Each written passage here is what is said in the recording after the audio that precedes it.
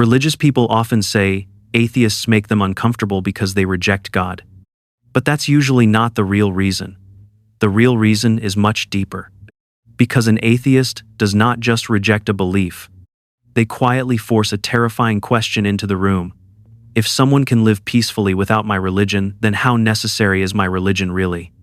That question creates tension instantly, not anger, not hatred, fear. And once you see the psychology behind that fear, you start noticing it everywhere. The mirror nobody asked for. Most believers do not spend their mornings thinking about atheists. Usually, the discomfort appears in small moments that feel almost harmless at first. A joke during dinner. A strange silence after someone casually says they no longer believe. That awkward expression older relatives give you like you just admitted your retirement plan involves raising pigeons in the garage. It becomes emotional very quickly because religion is rarely just an opinion about God. For many people, it is tied to family, morality, routine, identity, and community all at once. Sometimes, it is even connected to survival itself. A person may grow up surrounded by belief so completely that it never feels like a choice. It simply feels like reality. That is why a calm atheist can create such strange psychological tension, not because they are attacking religion. Often they are doing the opposite. They are just living normally, working regular jobs, raising children, paying taxes, complaining about back pain after sleeping wrong for one night, like the body suddenly turned 87. And that is exactly the problem.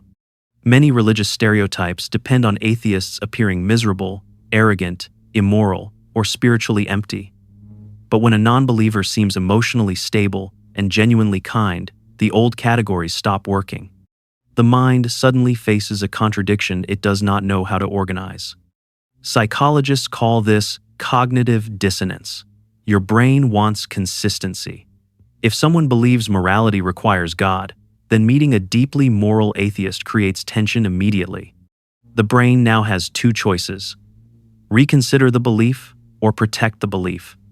Most people instinctively protect it.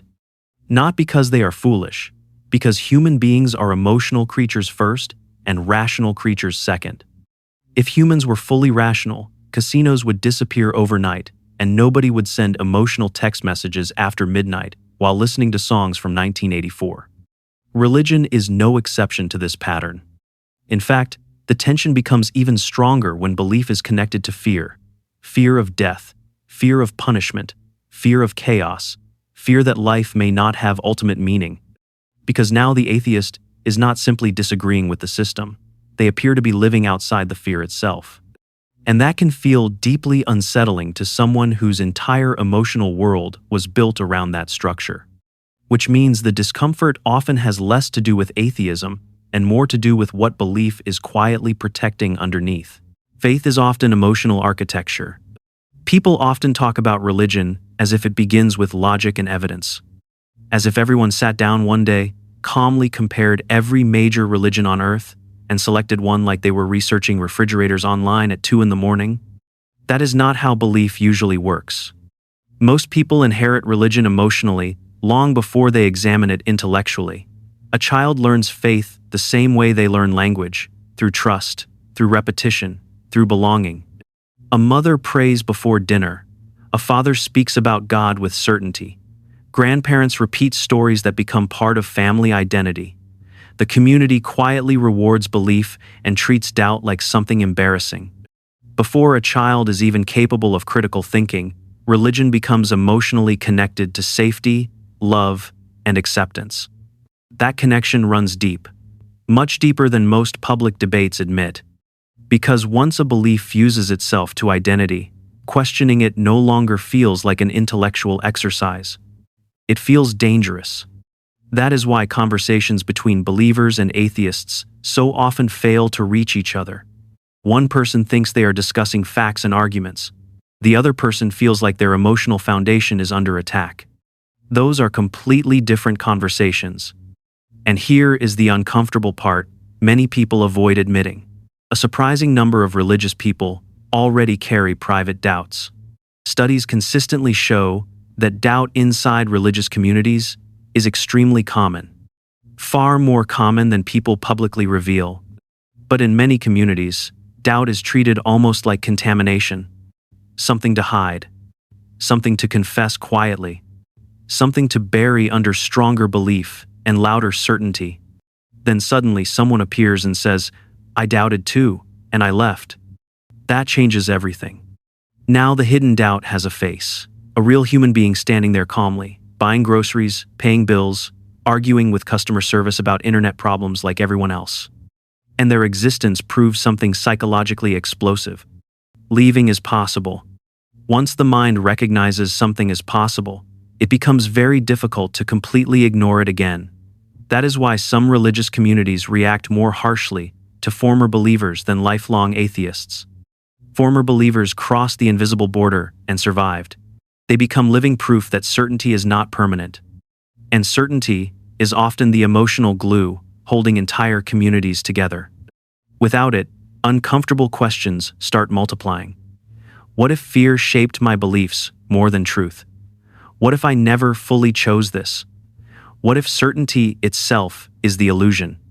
Most people do not enjoy sitting with questions like that. So instead, they attack the messenger, the ancient survival instinct. Human beings evolved in tribes. That single fact explains far more about religion than many people realize. For most of history, being rejected by your tribe was not emotionally painful in the modern sense. It was deadly. No tribe meant no protection, no food, no safety, and very often no survival. The human brain adapted to this reality over thousands of years. Social rejection started feeling dangerous because, for our ancestors, it actually was. That instinct never disappeared. Modern people still carry it everywhere they go. It just wears different clothes now. Today, losing your tribe might mean losing family relationships, community support, friendships, or social identity. The emotional panic can still feel overwhelming because the brain interprets exclusion almost like physical danger. Now think about religion in ancient societies. Religion was never just spirituality. It was law, morality, politics, identity, tradition, and social order all combined together. To reject the tribe's gods often meant rejecting the tribe itself. That is why accusations of blasphemy triggered such intense reactions throughout history. People were not simply hearing disagreement. On a psychological level, many heard something far more threatening. They heard, "You are attacking the structure that keeps society stable." And honestly, some civilizations truly believed that. Even today, many religious people fear that without religion, morality collapses completely. That fear explains why atheists can trigger emotional resistance so quickly. Not because every believer secretly hates atheists, most do not, but deep in the social brain, disbelief can register as instability, a possible threat to order itself. You still see this instinct everywhere. Families panic when someone loses faith. Communities gossip.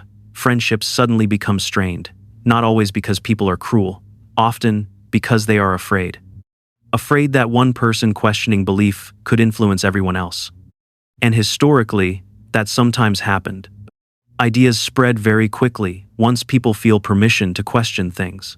That is why institutions throughout history often reacted aggressively towards skeptics, philosophers, and heretics.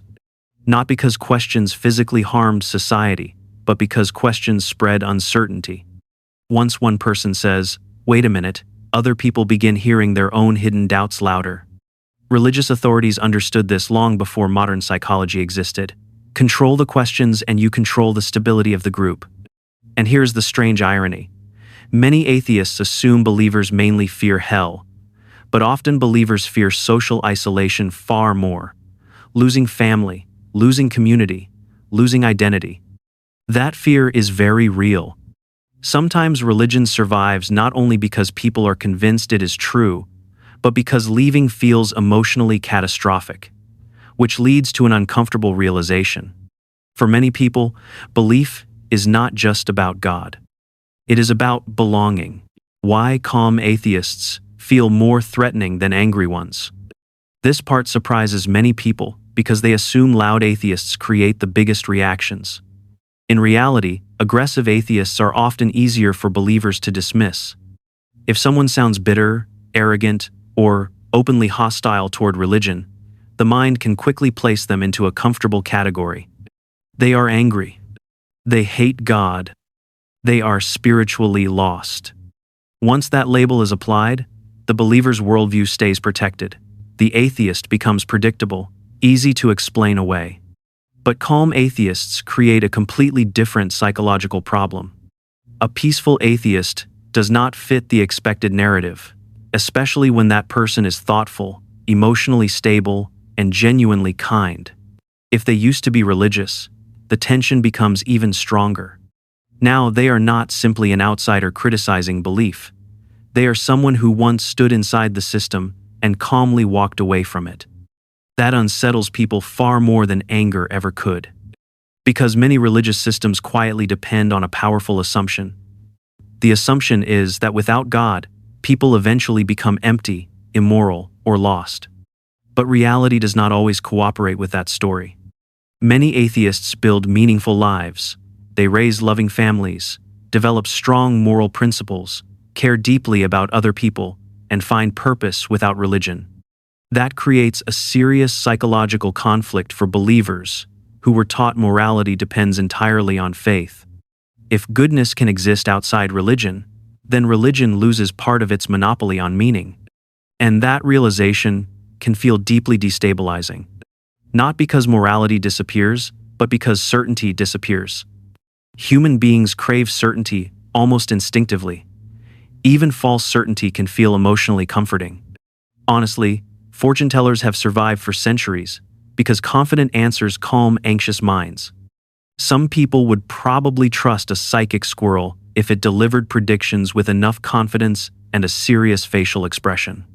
Religion often provides clear answers to terrifying questions. Why are we here? What happens after death? Does suffering have meaning? What makes something good or evil? Atheism often responds much more cautiously. Sometimes the answer is simply, we do not fully know. Strangely, that uncertainty can appear emotionally stronger than forced certainty, especially when someone carries it calmly and without panic. Because now the atheist is modeling something many believers secretly struggle with themselves, the ability to live without absolute answers. And that can unintentionally expose how much fear certainty may have been hiding underneath all along. The fear of meaninglessness. Most arguments about religion are secretly arguments about death. Not theology, not ancient history, not even morality most of the time. Underneath all those conversations sits one terrifying human reality. Every person listening to this video knows they are going to die someday. The human mind spends an incredible amount of energy trying not to think about that too often. Religion helps soften that fear. It tells people death is not truly the end.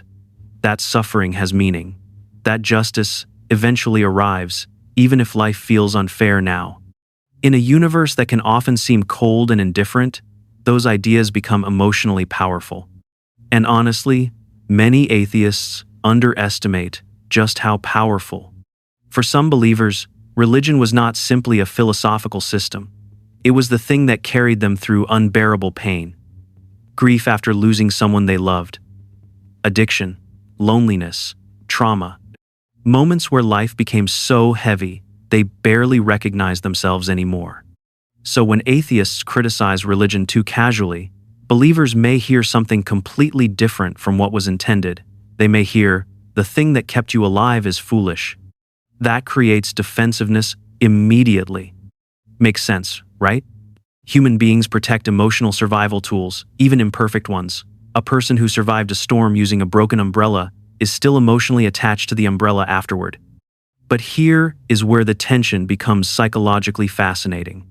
Many religious people quietly suspect that faith functions partly as emotional protection. That thought may stay buried for years because it feels dangerous to examine too closely. Then suddenly they meet someone who faces mortality without religion. Someone who openly admits, yes, death scares me sometimes. Yes, existence may not come with cosmic guarantees, but I still want to live honestly. That kind of honesty can feel deeply unsettling. Because it removes the comforting shield many people depend on, suddenly existence appears raw again. No guaranteed justice, no divine script explaining every tragedy, no cosmic parent making sure everything works out in the end. Just human consciousness trying to create meaning before time runs out. For some people, that realization feels liberating. For others, it feels terrifying. And this is where believers and atheists often misunderstand each other completely. Believers sometimes assume atheists secretly hate God. Many atheists assume believers are irrational or weak. But underneath both groups is often the exact same human fear. What if I am wrong about existence itself? That fear humbles almost everybody eventually, even the loudest people on television who speak with absolute certainty while somehow managing to look confused by their own microwave. Why doubt never fully disappears? One of the biggest myths about religion is the idea that believers walk around with permanent certainty. Most do not. In reality, faith and doubt usually exist together, very quietly inside the same person. Even many famous religious thinkers admitted this openly. Some described faith not as certainty, but as struggle. A constant wrestling match between belief and uncertainty. That matters because atheists often assume believers never question anything, while many believers assume atheists feel absolutely certain there is no God. Usually, neither assumption is true. Human beings are rarely that emotionally stable inside. People move between confidence and uncertainty all the time. One week someone feels spiritually grounded. The next week they are lying awake at 2 a.m. wondering why existence feels so strange all of a sudden. That is why discomfort around atheism often becomes stronger during vulnerable moments, funerals, illness, aging, failure.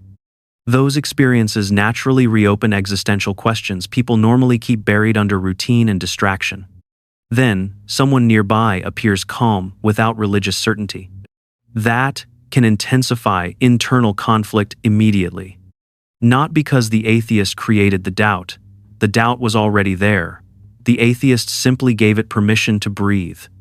And that explains why some believers react defensively, even to mild skepticism.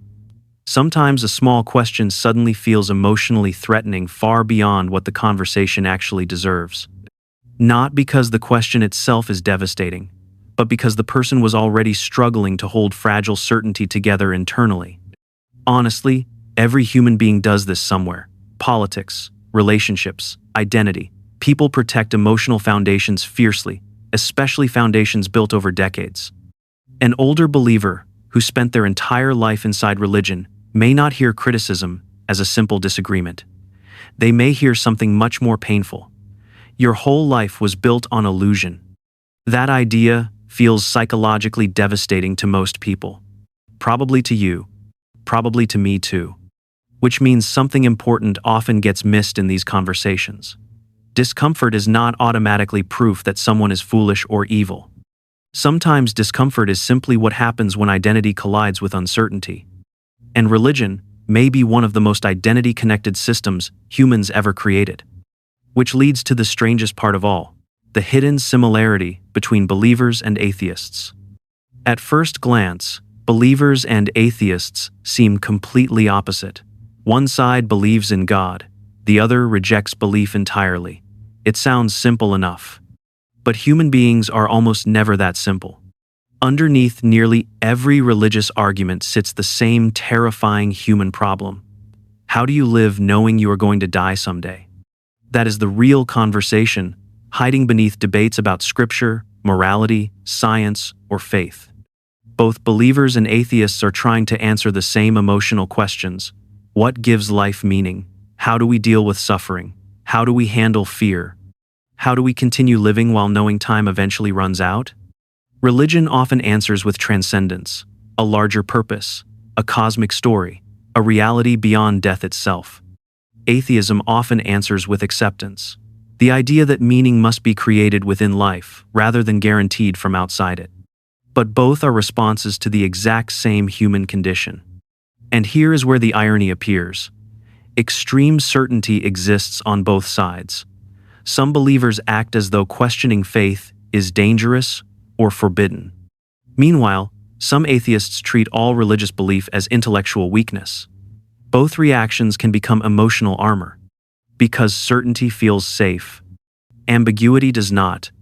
Human beings crave stable answers even when reality refuses to provide them, but life rarely offers perfect certainty about anything important. Not relationships, not morality, not existence itself. That is why the most thoughtful people, whether religious or atheist, often sound surprisingly humble. They understand something many louder voices forget. Existence is strange. Consciousness is strange.